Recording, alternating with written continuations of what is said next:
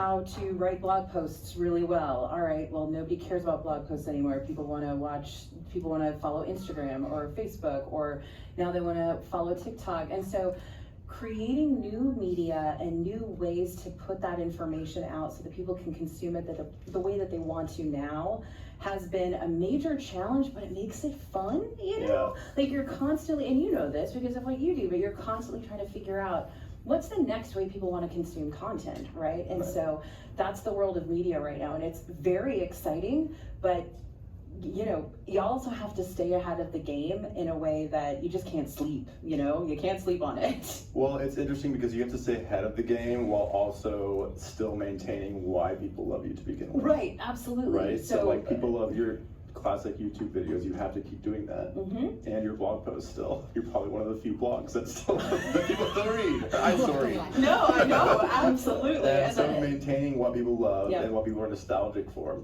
which we'll get into more. It's all tying together. Okay, so this reminds me of, in the book you talk about Disney and how I do talk nostalgia about Disney quite and some yes, so it's spoiler alert in case you haven't read the book yet, I'm sorry. In nostalgia, you talk about how the definition of nostalgia has transformed over the years and become less of a negative thing, and how Disney creates that, and a lot of that is, you know, maintaining that same balance of keeping things that people love, because consistency is what makes people comforted, and yet also adapting and creating new things. And so how do you feel that Disney has done in that department? You know, so Disney, and I say this in the book, y'all, and I apologize in advance that I say in the book literally, Walt's been dead for 60 years. Like, I get... Spoiler alert again. I get the what would Walt do. I understand the man is a genius. He was a business genius.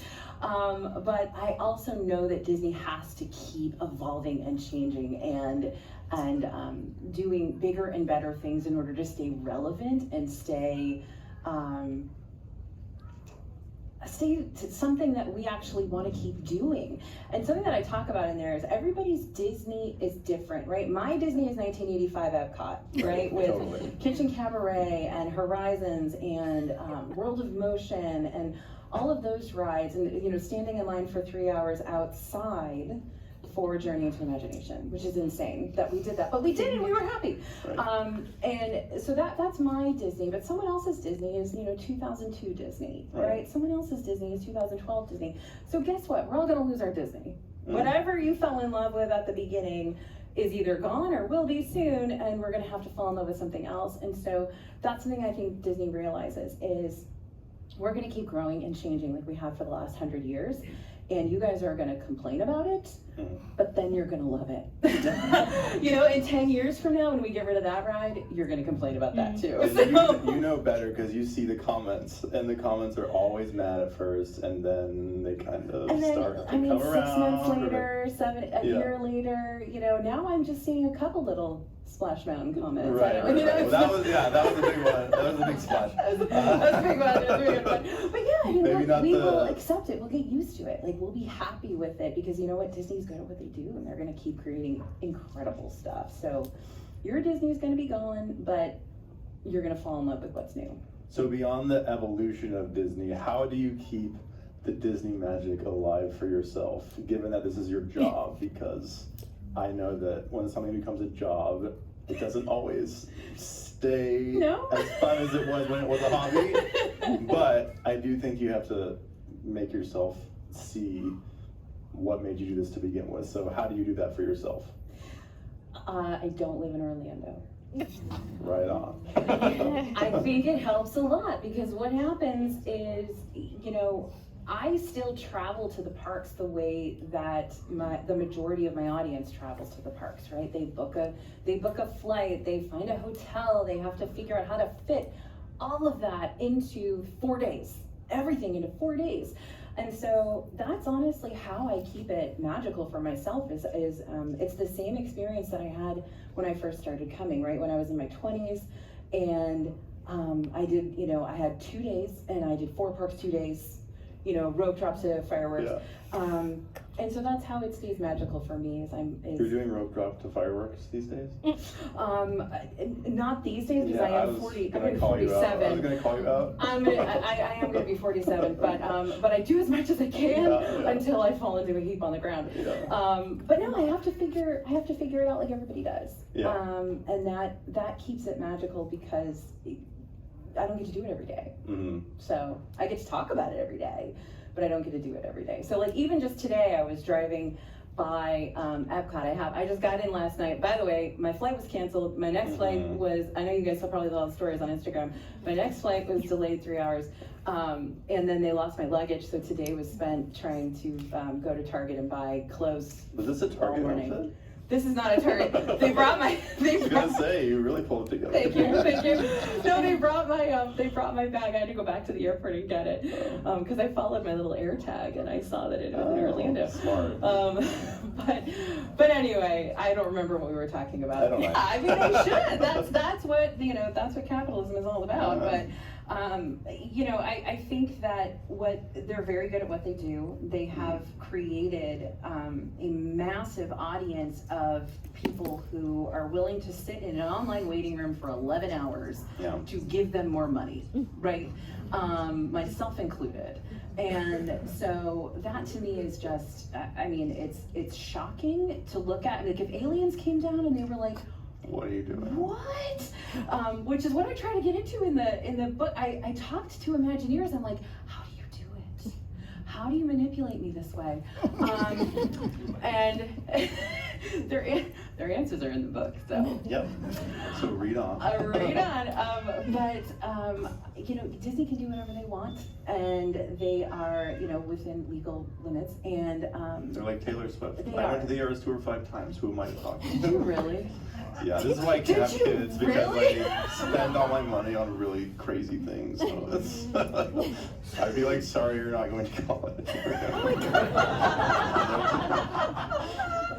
I love it. Anyway, that's another story for yes, time. Disney can charge whatever they want as long as we pay it, and we do incessantly. We do. I slept in a bed last night in a deluxe Disney resort that had literally an old blanket like what my grandma had on her guest beds when I was little, and 2 sheets over it, right? And that's the duvet. And I'm like, really? But that is what we're paying for. So it's an interesting thing that we do talk about in the book. Can Disney keep doing this, not doing the same level as like the Four Seasons or something like that, but still charging as much money? So it's very interesting. Talked to a lot of people about it in the book, and try not to give my own personal opinions in there because don't want to hurt anybody's feelings, but talk to a lot of experts about how that works and why it's sorry worth to cut it. you off here. No, go ahead. What I thought was cool is that you were obviously a treasure trove of Disney knowledge, and there's so much in here that I'm sure just came right out of the brain. But what was like the most interesting thing that you learned from your research for the book? So a couple of things. The first thing that shocked me doing the book is that Disney adults hate Disney adults too, which I get it. The stereotype is there for a reason, and there are some elements of Disney adulthood, as is the case with any tribe, where you've got people who ruin it for everybody. I'm thinking of some right now. Exactly. And so there are definitely some areas of this tribe that people are kind of annoyed by or frustrated by or belittled by, I guess. And that's something that's interesting too with this particular tribe is the hierarchy, right? That there are Disney adults who have stayed in more hotels or gone to more international parks or somehow have more street cred and can look down on other people who love it. And it's like, why would you do that? But that is something that happens. And so there are, this is such a huge community that you are starting to see some of those layers. It's very fascinating. The other thing I loved learning about, and I went through it, but just kind of looking at it objectively, was Disney's experience with social media. Like watching, and I started Disney Food Blog in 2009, and that's when Disney started, Disney Parks blog, Moms Panel, you know, all of that stuff started up right then. And sort of watching them evolve and watching them sort of fight that media battle of, oh my gosh, we have to talk to our audience now. Like, we have to actually have a back and forth for the first time. And that was very cool to sort of really dig into and research and talk to people about, because it's still evolving. It's a PhD thesis, you know, when you get to influencers and you get to these media events and, you know, all these things that are hot commodities. So, and it's still changing. So I give Disney huge props for figuring out how to navigate that, because it's not easy for any of us to navigate it. And they're this huge company that everybody's watching. So they've done a great job, and they continue to do a great job with that. Work at Disney as a cast member, what would be your dream job? Good question. That's really hard. Should have thought of that one. What would you do? Oh, I'm not cut out for that. I would get fired from any job at Disney immediately. I would too. I would too. They wouldn't even let me be. They wouldn't let me be a waitress when I was in college, which I think is probably smart. I think I would choose maybe bartender at Tune In. Oh, that would be fun. I think that would be fun. Bartender would be fun. I'm gonna steal that one because I want to be a bartender just in life. Yeah, maybe in general. As our second act. Okay. Yeah. No, I would love to be a bartender. I don't think I would do Tune In. Why not? It's too crowded. Yeah, because it does get pretty packed there, actually.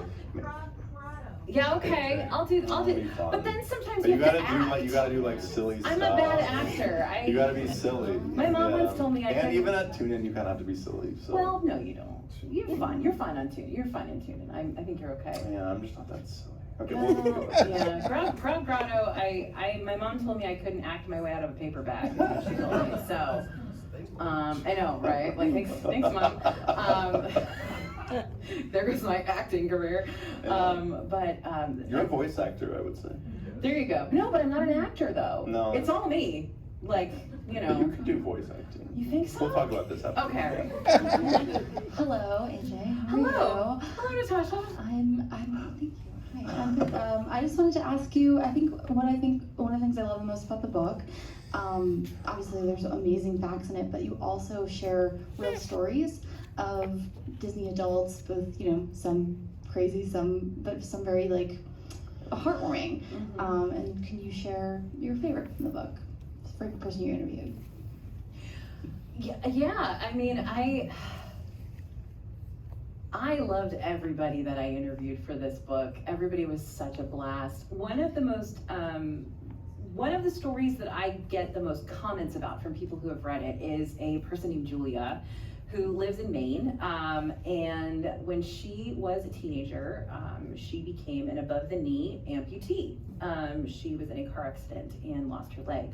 And her family decided to run a 10K at Disney. And so she was like, okay, I'll run a 10K. And she threw a blade on and ran the 10K with her family. And what I love the most about Julia is that she's not necessarily a Disney addict or a Disney adult. Her story was, my family loves Disney and we wanted to do this race and there was no reason for me to not do the race. Which I thought was amazing for someone so young to just be like, yep, this is my life now and we're gonna do it.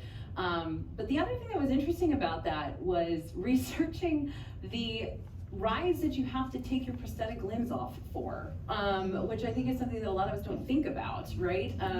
At Universal, you have to take off your limbs for some of the rides, but you don't at Disney. Disney has no rides, and believe me, my reporters went in and triple checked. No rides that you have to take off any limbs for. And so Julia was talking about how it's much more comfortable to go to Disney because she doesn't have to stand there and be watched by people who are like, why are you taking off your leg? So I thought that was something that none of us ever think about. And it's just one more way that Disney creates such an accessible atmosphere for everybody. See it as a threat for Disney in the future, or do you think they just kind of have a lock on that nostalgia that you talk about? You know, I'm not going to always agree with Bob Iger, but in this particular case, I do like the rising tide raises all boats the concept, right? Like if Universal's doing incredible things, then Disney will be inspired to do more incredible things and vice versa. And Totally. you know, Imagineers do kind of go back and forth between those two companies anyway. So the people that are actually developing these, you know, these concepts, these rides,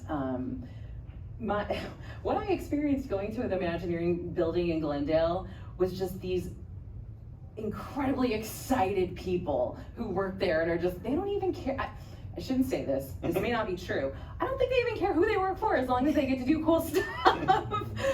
And so they're just so innovative and so thoughtful and so excited. And so as long as we have people like that making more cool stuff, then it's all good. It's all gonna be great, and we're gonna keep getting better and better and better and better rides, so. All right, I like that. Yeah. So before we take audience questions, I am going to do a little bit of just like lightning round, quick questions for AJ. What would be your last meal Disney World edition, and be really as specific as possible? Okay, I saw these questions as I was sitting in traffic here tonight, and I'm so bad at these because I will always say something and then regret it later. Just That's heads up. fine. So last meal right now, we are probably going to go to Le Cellier because we are going to have a steak not and surprised. poutine and and cheese soup, and then I don't know what we're going to have for dessert. I think maybe we'll go to Beaches and Cream because it's right there. Okay, But if it's a last meal, I I'll don't let know. you move to do a different spot for dessert. I wasn't going to let you do that, but.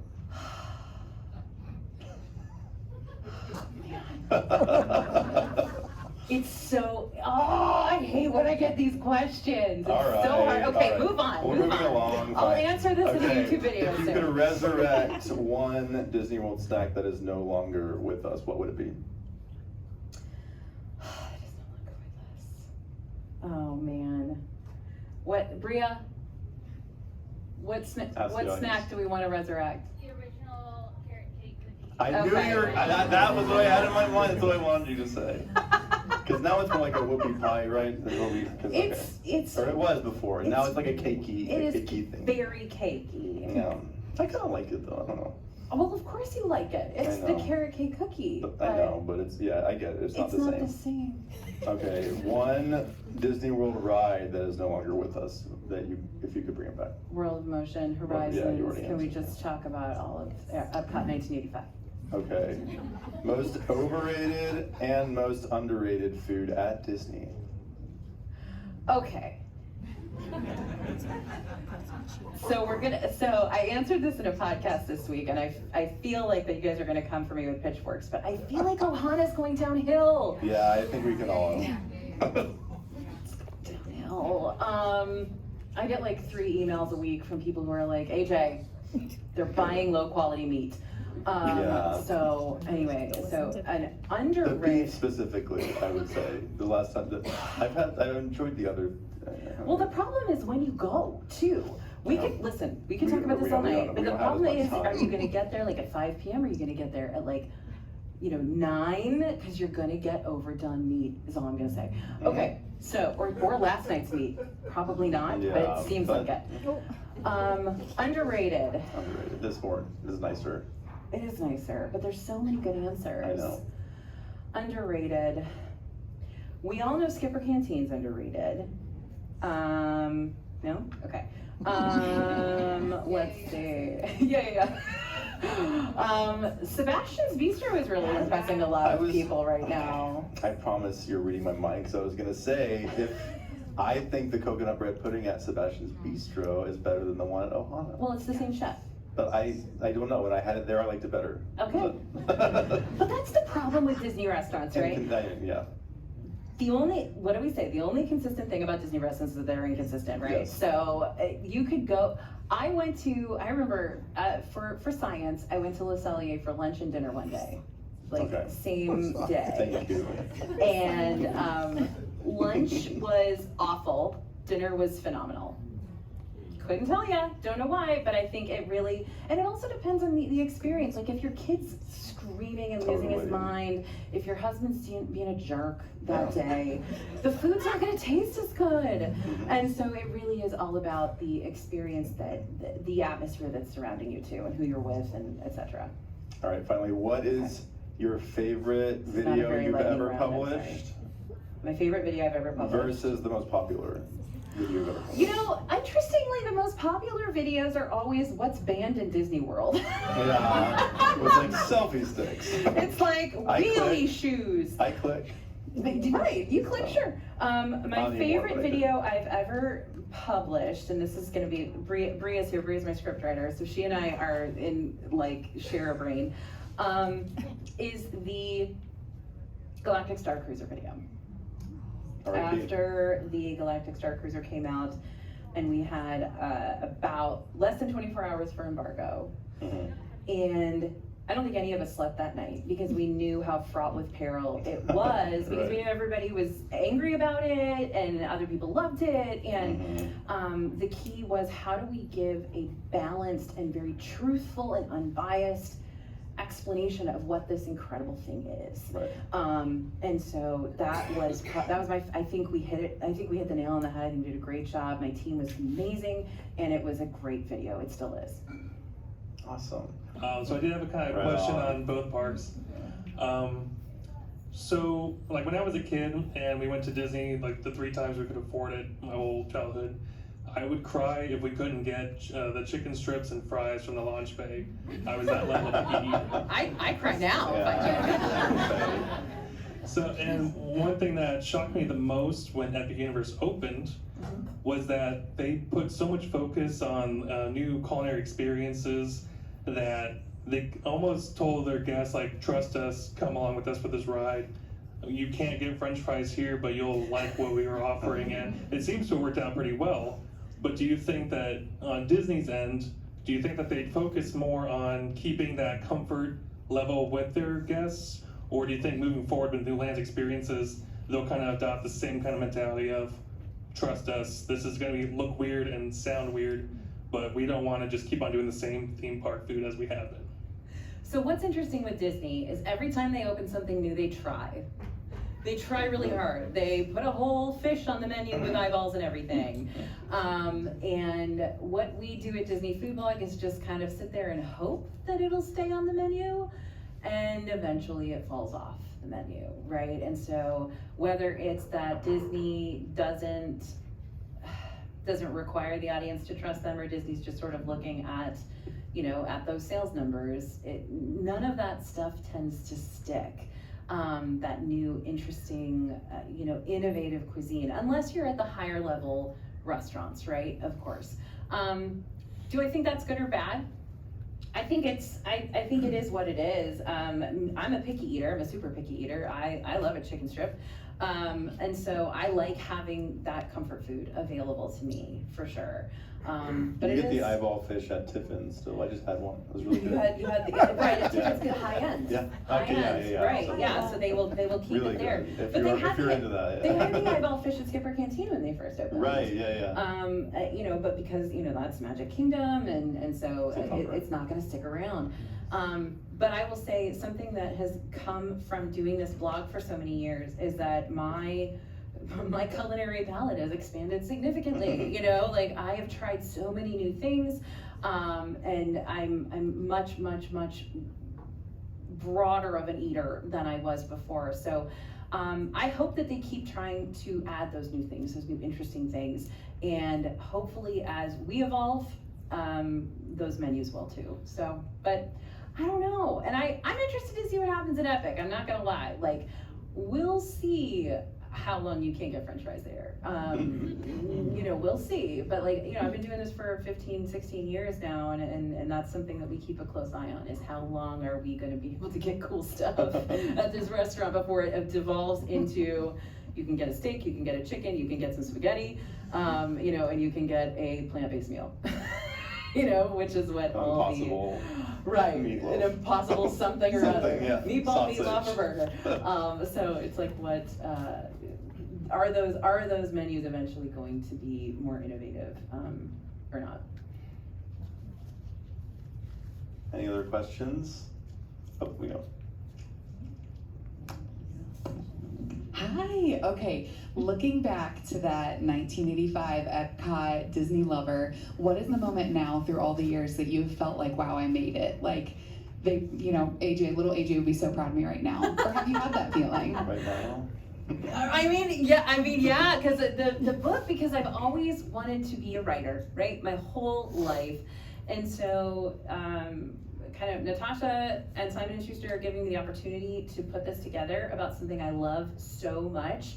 And honestly, something that is so controversial and so scary to approach and write about is just amazing. And so I think little AJ's real proud of me. So, and thank you.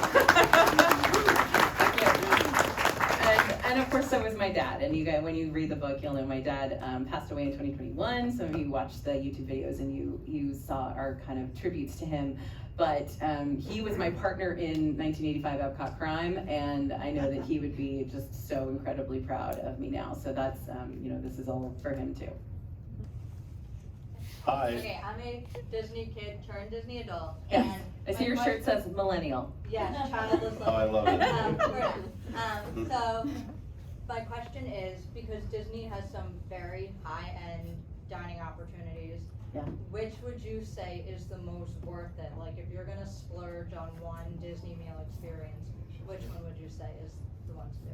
Yeah, and the question is, what is the high-end dining experience you would splurge on at Disney? The question is always going to be, what do you want? What do you love, right? If you love Japanese food, then obviously go to Takumite.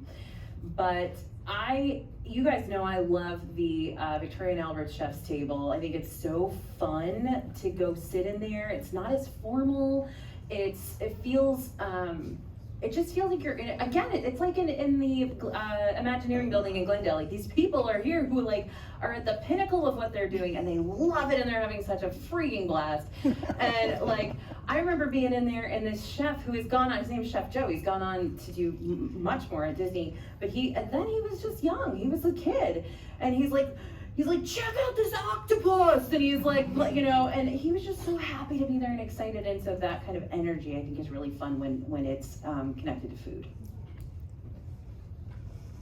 Oh, we've got a mic. We've got a mic. Oh, perfect.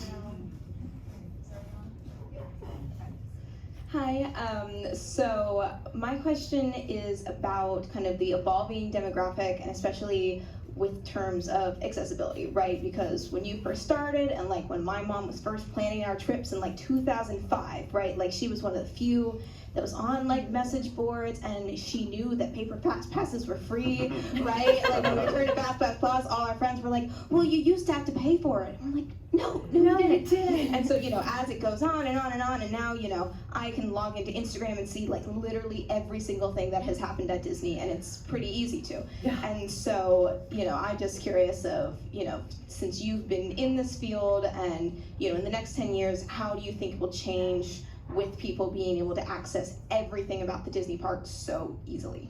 Oh, 24/7 news cycle. And that's something that when we hire people for our company, we're like, heads up, I understand we're just talking about cupcakes and roller coasters, but this is a big deal to a lot of us. And there are, the fact that we will sit in an online waiting room for 11 hours, some of us 14 hours to get those tickets to this new park, or to get this new hotel room or whatever. It's a huge deal, and we really want to have that experience, and it's just as important to us as other news is to other people, or the Taylor Swift Eras tour is to Shay. So it's just as important to us. So I think it's going to continue. I don't see it pulling back at all. I think my kid is 12, and when he graduated from 5th grade, everybody, they had the kids say what they were going to be when they grew up, and they were all like, I'm going to be a YouTuber. So I think we're just going to keep moving in this direction, where pretty much we're all just going to be at home, just living on the internet pretty soon. So go outside. Yes. And ride a roller coaster for real. I'm curious how many reporters you have in the parks on any given day, because it seems like you're everywhere all the time. They feel that way too. Right now, we usually have 1 to 3 reporters in the parks every day. And then several days a week, we've got a reporter in Disneyland as well. And then some of those days, someone's at Universal too. So probably I would say, I don't know, 3, 5, looking at you. Yeah. I don't know. I just get their videos and send me and put them on Twitter. Kate's one of my social media managers. She's like, I just turned it all into videos. Yeah, so probably about 1 to 5, depending on the day, but every single day there's somebody in there. I think she had a question down here. And the beautiful, colorful top. I love that. What is one park or experience that you haven't done yet that you really want to? That's a good one. Oh gosh. Whatever, I'm sure Heather's gonna get me there. Heather's my best friend and she always makes me go have fun places. One park or experience I haven't done.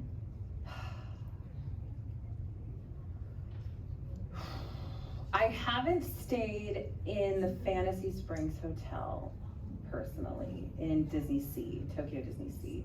So I would love to do that. And I need to do a lot more of the Shanghai, Hong Kong, Paris situation. Cinderella Suite, okay, that's Heather. She knows how to make me have fun, yes. So if anybody has an in to the Cinderella Suite, please let us know because it's apparently on my bucket list. It's a good one. Any more questions? Up.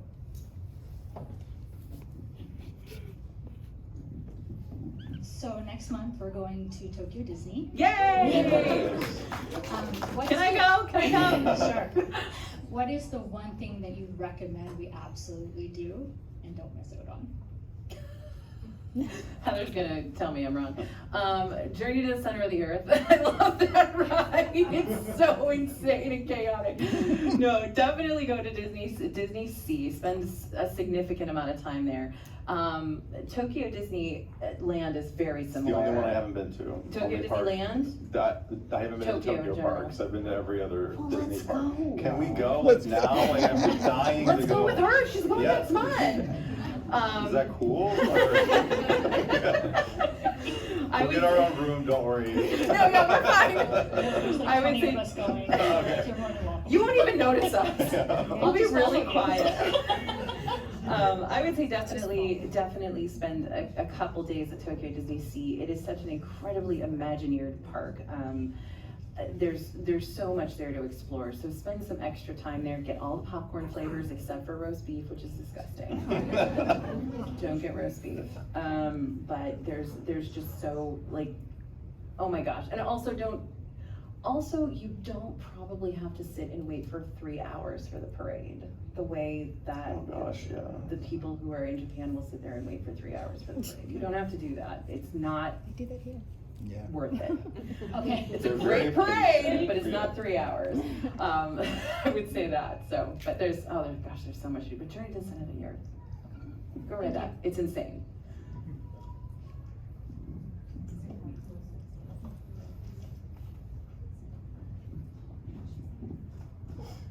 Have you ever been in Club 33? Which one? And what do you think of it? Which one? Magic Kingdom.